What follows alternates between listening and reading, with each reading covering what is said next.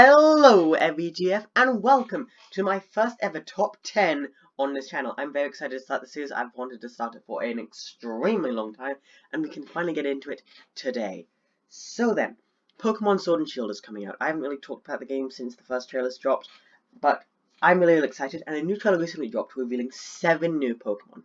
While we have had some leaks and even some recorded footage from E3 demos showing other new Pokemon, I'm not going to be talking about those Pokemon. I'm going to be talking about the Pokemon that we have been told about. We know the names, definitely, and we know everything about them. And those are going to be the main Pokemon that we talk about today. So, we have 10 Pokemon, so perfect for a top 10 list. I'm going to do this list now. I'm going to do it like a week before the games actually come out. Then I'm going to do it when I've finished playing through the games. And so I'm going to do it 3 times, and we'll see how the list changes over time. But right now, here's my first top 10 ranking.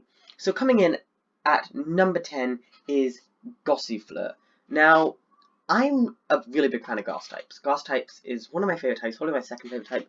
I choose the Grass type in almost every region. If I don't choose the Grass type, I choose the Water type. Never really chosen the Fire type. But Gossifleur doesn't really strike my fancy. The main thing I'm looking for, because Galar is a region based off England, the country I am in, I'm looking for Pokemon that actually would look like they're from England, and nothing here is ever bright. It's always cloudy. It's the middle of summer. Leave us alone, please. I'm in a cloud right now. I think I may have lost my mind. But anyway, Gossifleur seems to be based off a river lily, and I think that's really, really cool. We do have river lilies in England, so I'm a pretty big fan of that, but the design just doesn't seem interesting. It seems like such a classic grass nymph Pokemon, such as Steenie or Roserade, or these are just off the top of my head. I'm sure there's others that you can very kindly remind me of in the comments. But Gossifleur just doesn't seem like a very interesting Pokemon, just a classic grass type that doesn't really add anything to the game. You might carry on the team, you might not. But really, that's it. Gossifleur could be a cool Pokemon, might change my opinion over time, but for now, Gossifleur is at the bottom of the list. Coming in number 9 is one of the starters, Scorbunny. Scorbunny seems to be a Pokemon based off football. People are getting scared it's going to be another firefighting type, which I don't want, because we've had 3 firefighting types, and Incineroar is basically a firefighting type.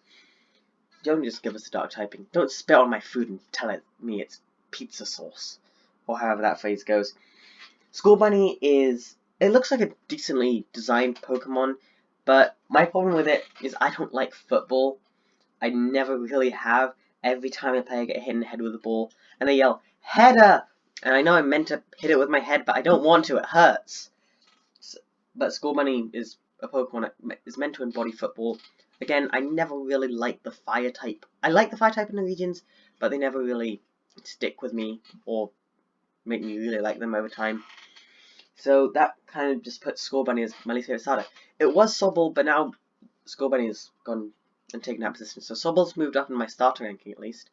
But Sobble really hasn't moved up in any other kind of rankings, because number 8 on our list today is Sobble. I don't really like this thing. I know I haven't had time to actually get to know Sobble. I don't know what Sobble evolves into, but my main problem with Sobble is just nothing interests me about it. It seems to be based off a newt or something. There have been theories that it's based off William Shakespeare, and I think that would be really, really, really cool if it is based off William Shakespeare. And it goes up to look more like William Shakespeare and do William Shakespeare-y things. But if that's not true and Sobble's just meant to be this cowardly Pokemon, I wouldn't be a big fan. What I really want Sobble is I would love to be a water dragon type. So when Sobble finally evolves, it's this huge terrifying dragon. It starts off as this meek little water newt, but it's a huge dragon. If that happens, Sobble's going to be number 1 on my list no matter what. Because I really want some awesome dragon Pokemon. If you're not going to have whales, you might as well just have dragons in this region, Game Freak. So coming in at number 7 is Eldegoss, the evolved form of Gossifleur. Now, Eldegoss is based off a cotton plant. I'm pretty sure cotton is not grown here in England, but the reason I really like Eldegoss is it seems way more interesting. We don't really have many wise mage grass type Pokemon, so I think it's really interesting for the game to kind of go there and make Gossifleur more interesting that way. My main problem is it still seems just like your classic grass type. You go from the younger looking Pokemon to the older one. It's really classic evolution in Pokemon. So it feels like a Pokemon, which some of the Pokemon on this list don't really feel like Pokemon. But this feels like a Pokemon just fine. I just don't really think it's incredible. It's definitely better than Gossifleur though. So, and I might have Eldegoss on my team. I don't know. Actually, no, I'm probably not, seeing as the starter that I chose. But coming in at number 6, looking at what my team will be, actually won't because it has 2 legendaries here, but is Dreadnought, the Snapping Turtle Pokemon, as far as I can tell. Now, this Pokemon also isn't really representative of England as a whole.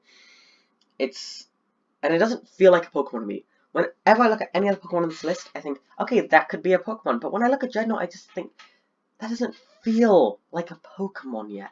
I really hope Dreadnought turns into more a Pokemon-y feeling kind of thing as it gets older and better, hopefully, when it evolves. But I really hope, but for now I just don't really like Dreadnought. It's a really cool design, I do like that, and I like the green and yellow colouring scheme, but the rest of it I'm not the biggest fan of in the world. Coming in at number 5, our top 5. So before I get into the top 5, I just want to say, this is my first ever time doing a top 10 list on the channel, so if the editing is clunky, if my audio isn't that great, I'm sorry, but my first ever time doing it. I'm very excited to start it and try it, but for now, it's not going to be the best. It'll get better over time because I want to do a lot more of these lists, but for now, it's just going to be not the highest quality, but some quality. Anyway, coming in at number 5 is Wooloo.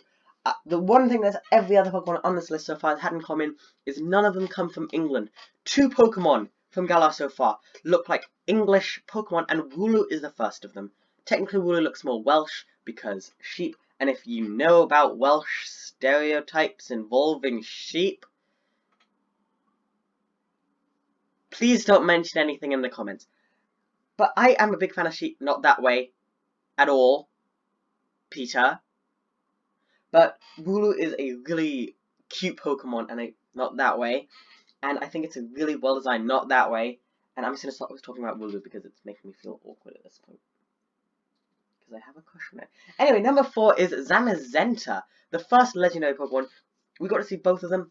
And at first I was thinking, oh yeah, I'm going to be Pokemon Shield because I like having more tough Pokemon. I can take hits and hit back harder. But Zamazenta doesn't look as good as its counterpart. Like, I'm not a big fan of the huge shield face. I think it looks pretty cool, and I do like it, but it's not real. I think it could have been implemented better somehow. But I still think it's cool. I'm probably going to be using Zamazenta in my Let's Play, because I'm probably going to play the Pokemon Shield. But it's a super cool Pokemon. I really like the design of it, and well, I've really not been very consistent on my design thoughts of Zamazenta, have I? Let's just say I think it's an average design Pokemon. I move on to number 3. Kicking off our top 3 is Zacian, or Zacian, or however you're meant to pronounce their name. I don't know. I think Zacian won the legendary lottery. What I love about this game so far is we have 2 dog Pokemon. Galar looks like it might be able to take the dog Pokemon throne, which currently belongs to Johto, which introduced 5 dog Pokemon, being the legendary dogs Houndour and Houndoom. I would love if this region could take it. So the 3rd legendary in the trilogy is a dog, and there's been leaks of an electric dog, and maybe that electric dog could evolve, and maybe we could get another one. But we'll talk about that when that Pokemon gets released. By the way, when that Pokemon gets released officially, and I can talk about it and use it in a ranking, it is number 1. I don't care. It is perfection. It is Pokemon perfection. But we're not talking about that right now. But Zacian is a super cool Pokemon that I really, really like, and I would use it, but I prefer Brawn over Speed. But again, I think its design is a lot better, and I do like the sword in its mouth. I think it's really cool. Maybe they can tie it back to Arthur's Stone. What I love in the game is there's like a shield in a rock and a sword in a rock, and everyone tries to take it out, but then the player can take it out and give it to the legendary Pokemon. That would be really cool. Rude. Coming in at number 2 is Grookey. That's right, the legend Grookey has been dethroned and is not my favorite Galar Pokemon anymore. Grookey, the main reason Grookey is no longer my favorite Galar Pokemon is because there's no monkeys in England.